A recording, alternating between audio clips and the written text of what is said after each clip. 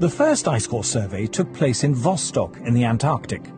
What it found, as Al Gore correctly points out, was a clear correlation between carbon dioxide and temperature.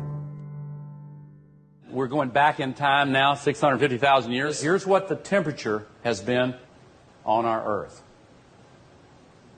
Now, one thing that kind of jumps out at you is, did they ever fit together? Most ridiculous thing I've ever heard. The relationship is actually very complicated, but there is one relationship that is far more powerful than all the others, and it is this. When there is more carbon dioxide, the temperature gets warmer. Al Gore says the relationship between temperature and CO2 is complicated, but he doesn't say what those complications are. In fact, there was something very important in the ice core data that he failed to mention. Professor Ian Clark is a leading Arctic paleoclimatologist who looks back into the Earth's temperature record tens of millions of years. When we look at climate on long scales, we're looking for geological material that actually records climate.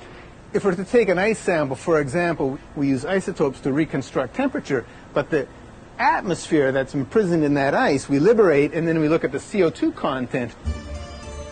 Professor Clark and others have indeed discovered, as Al Gore says, a link between carbon dioxide and temperature.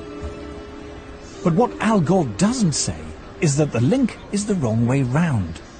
So here we're looking at the ice core record from Wostok, and in the red we see temperature going up from early time to later time at a very key interval when we came out of a glaciation.